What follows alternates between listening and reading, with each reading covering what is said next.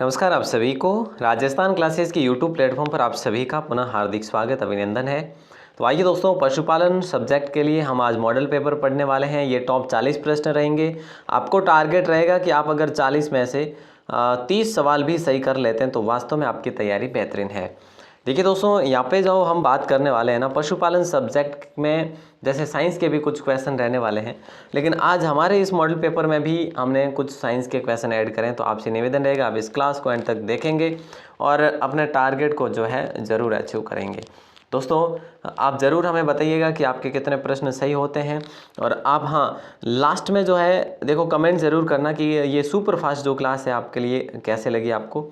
ठीक है, आज तो ये मिक्सअप है। वैसे मैंने आपको बताया कि टॉपिक वाइज, जो कि देखो टॉपिक वाइज हमारी एक क्लास ही हुई है जिसमें सामान्य जानकारी हमने देखा, तो वो सेकंड क्लास जो है सामान्य जानकारी की कल होगी। वो भी ऑथेंटिक के हिसाब से हम लाइक कराते हैं, तो वो कल होगी। लेकिन आज ये मॉडल पेपर समझिए। घोड़े में ग्रीवा कशेरुकाओं की संख्या कितनी होती है? तो दोस्तों याद रखना, ये होती है 7। ठीक है, घोड़े में ग्रीवा कशेरुकाओं की संख्या 7 होती है। डेंटल पैड कौन से दांतों के स्थान पर पाया जाता है? डेंटल पैड जो पाया जाता है वो कौन से स्थान पर, ये देखो ये पुराने प्रश्न है, जो पुरानी भर्तियों में पूछे गए प्रश्न है उसके अनुसार हम बात कर रहे हैं। ठीक है, तो ये आप याद रखेंगे। तो ऑप्शन बी आप पे आपका सही आंसर था। बैल में आमाशय का सबसे छोटा जो प्रकोष्ठ होता है ना, वो कौन सा है? बैल में जो सबसे छोटा प्रकोष्ठ होता है वो रेटिकुलम होता है दोस्तों। ऑप्शन डी को आप लोग लॉक करेंगे, बड़ा इंपॉर्टेंट सवाल है। कोशिका का शक्ति ग्रह किसे कहा जाता है? इसके बारे में आप सभी लोग जानते हैं। कोशिका का शक्ति ग्रह जो है माइटोकॉन्ड्रिया को कहा जाता है। ऑप्शन ए आपका लॉक होगा। रूमन में पाई जाने वाली सर्वाधिक गैस कौन सी है? देखिए दोस्तों, ये सवाल मैंने आपको लास्ट क्लास में भी करा था। तो राइट आंसर आपका हो जाएगा कार्बन डाइऑक्साइड, CO2, है ना। ऑप्शन ए को लॉक करेंगे। सर्वाधिक मात्रा अगर गैस की पाई जाती है तो वो इसमें पाई जाती है। ठीक है, रूमन में पाई जाने वाली सर्वाधिक जो है वो है कार्बन डाइऑक्साइड। सुअर में दांतों की संख्या होती है। देखिए दोस्तों, सुअर में दांतों की संख्या कितनी होती है? इसका आंसर आपको बताना है, जल्दी से बताइए। सुअर में दांतों की संख्या जो है ना वो कितनी होती है? इसका आंसर आप बताएंगे 44 होती है। कितनी?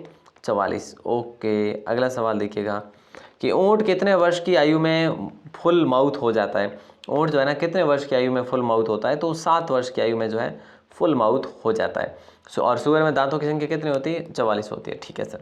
किस अस्थि में बाइसिपिटल ग्रूव जो है होती है? बाइसिपिटल ग्रूव होती है, किस अस्थि में होती है वो, है ना? तो इसका आंसर आपका हो जाएगा option A, humerus. Option A को लॉक करेंगे। दोस्तों इसमें देखो ये पेपर है कंप्लीट में जो है पुरानी भर्ती का है। और बता दूं आपको कि ये मिक्सअप है ना। इसमें हम बात करें तो देखिए कि ये कृषि पर्यवेक्षक में पूछे गए प्रश्नों में से भी है, तो कुछ LSA के प्रश्नों के भी प्रश्न पत्रों के भी क्वेश्चन है।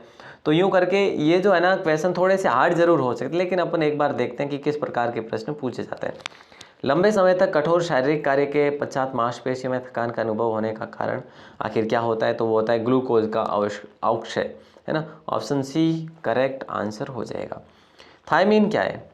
देखिए दोस्तों, थायमीन क्या है? तो राइट आंसर आपका हो जाएगा विटामिन बी। थायमीन जो है विटामिन बी की बात करें तो हम इसके संदर्भ में है।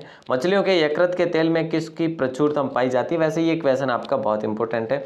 विटामिन के यकृत के तेल में ये प्रचुरता पाई जाती है विटामिन डी की। ठीक है, ऑप्शन डी आपका लॉक हो जाएगा। और अगला सवाल है, एवियन इन्फ्लुएंजा बर्ड फ्लू विषाणु को निम्नलिखित में से किससे निरूपित किया जाता है?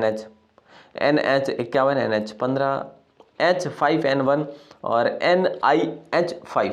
तो दोस्तों राइट आंसर हम करेंगे H5N1। ऑप्शन डी को लॉक करेंगे, बड़ा इंपॉर्टेंट सवाल है। और अगला सवाल देखिए, दूध निकालने की सर्वोत्तम विधि कौन सी है? ये बड़ा इंपॉर्टेंट क्वेश्चन है और 100% आपको एग्जाम में पूछा जाएगा ये, है ना। पूर्ण हस्त दोहन विधि है ये दूध निकालने की सर्वोत्तम विधि। ठीक है ना, ये इसका सही आंसर भी करेंगे आप। स्तन ग्रंथियों की वायु कोशिका द्वारा दुग्ध बनाने की उत्पन्न क्षमता को क्या कहा जाता है? तो आप कहेंगे लैक्टोजिनेसिस कहा जाता है। ऑप्शन सी आपका राइट आंसर होगा। अगला सवाल देखिए, दुग्ध काल में दुग्ध की मात्रा का उचित स्तर बनाए रखने को क्या कहते हैं? तो इसको कहते हैं हम ग्लेक्टोपोयोसिस, है ना। ग्लेक्टोपोयोसिस, ये इंपॉर्टेंट सवाल है, हो सके आपको एग्जाम पूछा जाए। और एग्जाम आपका 21 को है, 22 को है, 23 को है और 24 को, यानी कि ये सितंबर महीने में है और ये शिफ्ट में होगा आपका एग्ज़ाम, है ना। मान के चलो आप 4 शिफ्ट तो करेंगे ही करेंगे, मुझे लगता है 8 शिफ्ट करेंगे, है ना, बट 4 में कोई कमी रखने वाले नहीं है। मुझे लगता है 8 करेंगे लेकिन 4 में कोई कमी नहीं रखेंगे। अगला सवाल है कि गर्भकाल की अंतिम अवस्था में प्रोजेस्टेरोन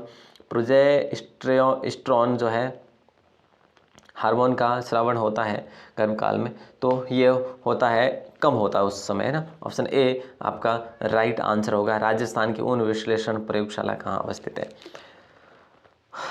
राजस्थान की ऊन विश्लेषण प्रयोगशाला जो है ना, ये बीकानेर में स्थित है। ऑप्शन ए आपका लॉक हो जाएगा। ये इंपॉर्टेंट सवाल है दोस्तों, बड़ा अच्छा क्वेश्चन है। और वीर तेजाजी पशु मेला कहाँ लगता है? वीर तेजाजी पशु मेला जो है ना, ये कहाँ पर लगता है? तो ये परबतसर में लगता है और परबतसर नागौर जो है, यहाँ पे हम नहीं करेंगे, तो परबतसर अब हम नागौर नहीं बल्कि डिडवाना करेंगे, ये आपको याद रखना है, ठीक है, ओके। नेक्स्ट क्वेश्चन की बात करें तो कुक्कुट प्रशिक्षण संस्थान, देखो वैसे तिलवाड़ा जो है ये बाड़मेर में नहीं, बालोतरा में आ चुका है, ज़्यादा पाटन, ठीक है। कुक्कुट प्रशिक्षण संस्थान के बारे में आपको पूछा जा रहा है, तो बताइए दोस्तों क्या होगा राइट आंसर इसका? बड़ा अच्छा क्वेश्चन है, कुक्कुट प्रशिक्षण संस्थान। बोले सर राइट आंसर तो हो ही जाएगा, अजमेर में है कुक्कुट प्रशिक्षण संस्थान, ऑप्शन ए को लॉक करेंगे। और इसे अंडों की टोकरी भी कहा जाता है, वैसे अजमेर को अंडों की टोकरी क्यों कहा जाता है? क्योंकि यहाँ पे जो है अंडे अधिक उत्पादन होते हैं, अंडों का अधिक उत्पादन यही होता है। अगला सवाल है कि डेयरी उद्यमिता विकास योजना का क्रियान्वयन किसके द्वारा किया जा रहा है? तो राइट आंसर आपका होगा ऑप्शन बी, नाबार्ड को लॉक करेंगे, ठीक है, यस। प्रसार शिक्षा के लर्निंग ऑब्जेक्टिव में शामिल है, तो राइट आंसर होगा आपका उपरोक्त सभी सही है। देखो ज्ञान का विकास है, दक्षता का विकास है, अभिरुचि का विकास है, तो ऑप्शन डी को लॉक करेंगे। ये भी महत्वपूर्ण सवाल है आपके लिए। प्रसार कार्यक्रम में ये इस प्रकार के प्रश्न आपको पूछेंगे, देखना आप, प्रसार कार्यक्रमों में स्थानीय नेताओं को सम्मिलित करना कौन सा सिद्धांत है? तो आपका राइट आंसर होगा नेतृत्व का सिद्धांत। क्या है? स्थानीय नेताओं को सम्मिलित करना, तो नेतृत्व का सिद्धांत है। अगला क्वेश्चन, माघ शुक्ल एकम से माघ शुक्ल पूर्णिमा तक आयोजित होने वाला पशु मेला कौन सा है? इसका आंसर आप बताओ, क्योंकि बड़ा इंपॉर्टेंट सवाल भी है, तो वो है रामदेव पशु मेला। माघ शुक्ल से माघ शुक्ल पूर्णिमा तक, एकम से पूर्णिमा तक, है ना, ओके। अगला सवाल देखिए, पूछा क्या जा रहा है कि देखो वीर तेजाजी मेला की बात करें तो पशु मेला ये तो आपके भाद्रपद में भरता है ना। पशुपालन विस्तार कार्यक्रम के लिए मुखिया के चयन की विधि क्या है? तो इसका आंसर आपका होगा डी, यानी कि निर्वाचन भी अप्रत्यक्ष भी है, चयन भी है, ऑप्शन डी को लॉक करेंगे। चयन की ये सारी की सारी विधियां हैं, ऑप्शन डी आपका लॉक होगा। गाय की श्वसन दर जो है मिनट होती है, कितने दर प्रति मिनट कितनी होती है? इसका आंसर आपको बताना है, तो आप कहेंगे से 12 से 16 दर प्रति मिनट, ओके, ऑप्शन ए आपका करेक्ट आंसर होगा। और अगला सवाल है, श्वान में नाड़ी कौन सी आर्टरी से रिकॉर्ड करते हैं? श्वान में नाड़ी कौन सी आर्टरी से रिकॉर्ड करते हैं? तो राइट आंसर आपका हो जाएगा option C, femoral artery, option C आपका राइट आंसर होगा। डायबिटीज़ मेलिटस सामान्यतः किस पशु में पाया जाता है? इसका आंसर आपको बताना है। डायबिटीज़ मेलिटस सामान्यतः किस पशु में पाया जाता है? तो राइट आंसर आपका हो जाएगा ऑप्शन बी, कुत्ता, ठीक है साहब, ओके, ऑप्शन बी आपका करेक्ट आंसर होगा। डायफ्रोमेटिक हर्निया कौन सी स्पीसीज़ में साधारणतः पाया जाता है? तो इसका तो बड़ा आसान सा प्रश्न है, भैंस को करेंगे हम। भैंस जो है, देखो इस प्रकार के प्रश्न जो ज़्यादातर ध्यान में रखना है, डायबिटीज़ मेलिटस सामान्यतः किस पशु में होता है? कुत्ते में। डायफ्रोमेटिक हर्निया कौन सी स्पीसीज़ में सामान्यतः पाया जाता है? तो भैंस में। रक्त में किसकी कमी से दुग्ध ज्वर होता है? तो रक्त में जो है कैल्शियम की कमी से दुग्ध ज्वर होता है। और पशुओं में गलघोंटू रोग जो होता है ना दोस्तों, इसका आंसर आपको बताना है। पशुओं में गलघोंटू रोग जो है ये भी एक सामान्य बीमारी है और राइट आंसर आपका हो जाएगा जीवाणु जनित रोग, ठीक है सर, ओके। अगला सवाल देखते हैं, नवजात बछड़े के नाभि रोग का लक्षण है। नवजात बछड़े के नाभि रोग का लक्षण में तेज बुखार भी आ सकता है, नाभि में सूजन भी हो सकती है, लसिका ग्रंथि में सूजन भी हो सकती है, तो कहीं ना कहीं हम ऑप्शन डी के साथ में जाएंगे। खुरपक्का मुंह पक्का ये एक होने वाला निरंतर रहने वाला ही है, एक प्रकार से एक विषाणु जनित रोग भी है, संक्रामक रोग भी है, तो हम ऑप्शन सी के साथ में जाएंगे दोस्तों, ठीक है। बड़ा अच्छा क्वेश्चन है। संक्रामक यानी कि ये जो स्वस्थ पशु होते हैं, ठीक है, स्वस्थ पशु अगर बीमार पशु के संपर्क में आते हैं तो कैसे भी आ सकते हैं, जैसे उसका झूठा चारा ले लिया, झूठा पानी ले लिया, तो ऐसे भी हो सकता है ये रोग। नेक्स्ट सवाल है, यदि सूजन पर हाथ लगाने पर गर्म व दर्द महसूस हो तो मध्य में एक पतली झिल्ली युक्त पॉइंट हो, उसे क्या कहते हैं? इसका आंसर आपको बताना है। बोले सर एक्यूट फोड़ा कहते हैं। ऑप्शन बी आपका लॉक हो जाएगा। देखिए दोस्तों, पुराने पेपर हम और पढ़ेंगे। पीटीटी का भी पुराना पेपर आपके लिए लेकर आऊँगा, बीएसटीसी का भी पुराना पेपर आपके लिए लेकर आऊँगा। तो आप पुराने पेपर के लिए तो जुड़ ही सकते हैं ना, डेली जुड़िएगा भाई, सुबह शाम। दो आपस में मिलने वाली हड्डियों की सतह संधियों का अपने नियत स्थान से हटना क्या कहलाता है? तो राइट आंसर आप सभी का हो जाएगा option B, dislocation. Option B आपका राइट आंसर होगा। हड्डियों की बीमारी के कारण होने वाले डिसलोकेशन को लॉक करेंगे हम, ठीक है। ऑप्शन डी को लॉक करेंगे। किसको लॉक करेंगे? पैथोलॉजिकल डिसलोकेशन को लॉक करेंगे। पैथोलॉजिकल याद रखिएगा, कौन सा डिसलोकेशन है? Pathological, logical sorry. वह घाव जिसमें, देखिए दोस्तों, वह घाव जिसमें त्वचा पर कटाव नहीं होता किंतु आंतरिक ऊतकों एवं मांसपेशियों को नुकसान पहुंचाता है, वो क्या है? बोले सर वो तो है ऑप्शन डी, मतलब कि बंद घाव भी कह सकते हैं और आंतरिक घाव भी कह सकते हैं। एक और दो दोनों को लॉक करेंगे। खुला घाव वो होगा नहीं। नीचे के जबड़े की शल्य चिकित्सा के लिए कौन सा नर्व ब्लॉक किया जाता है? तो इसका आंसर दोस्तों क्या होगा? मेंटल होगा, ठीक है। ओके सर, ऑप्शन डी को हम लोग लॉक करेंगे। बड़ा लाजवाब इम्पोर्टेंट सवाल भी है।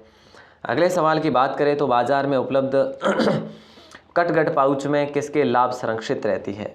तो इसका आंसर आपका होगा प्रोपिल एल्कोहल। प्रोपिल एल्कोहल को लॉक करेंगे। ऑप्शन ए को। इम्पोर्टेंट सवाल है भैया, है ना, इम्पोर्टेंट सवाल है। और अगले सवाल की बात करेंगे। रेनुला किस प्रकार की सिस्ट है? दोस्तों रेनुला जो है ना, किस प्रकार की सिस्ट है?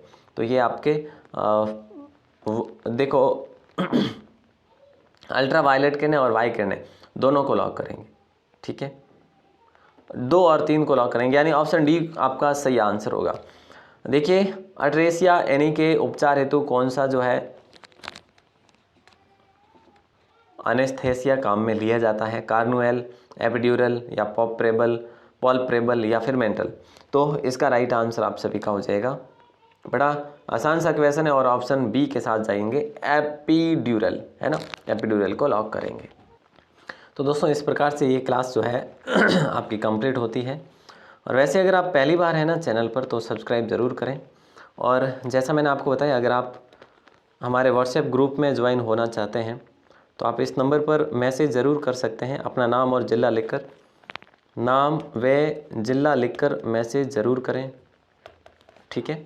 और देखो व्हाट्सएप ग्रुप में ऐड करेंगे आपको, जिसमें आपको मिलेगा एक तो क्लास का लिंक मिलेगा और एक पीडीएफ का लिंक मिलेगा, ठीक है। पीडीएफ और क्लास लिंक दोनों मिलेंगे, तो ज़रूर से ज़रूर जुड़े रहिएगा। ऑल दी बेस्ट दोस्तों, मिलते हैं अगली क्लास में, तब तक के लिए शुक्रिया। और एक प्रश्न मैं आपको देना चाहूँगा, जो कि आज राजस्थान जीके का प्रश्न रहने वाला है ना। और इसका आंसर बताएं दोस्तों क्या होगा कि राजस्थान में भैंसों का चित्तेरा किसे कहा जाता है? भैंसों का चित्तेरा जो है ना, किन्हें कहा जाता है, किस चित्रकार को कहा जाता है? इसका आंसर आपको बताना है। भैंसों का चित्तेरा किन्हें कहा जाता है, इसका आंसर आपको बताना है कमेंट सेक्शन में। मैं वेट करूंगा, आपके कमेंट ज़रूर देखूंगा। तो मिलते हैं दोस्तों अगली क्लास में, तब तक के लिए शुक्रिया। जय हिंद, वंदे मातरम, धन्यवाद।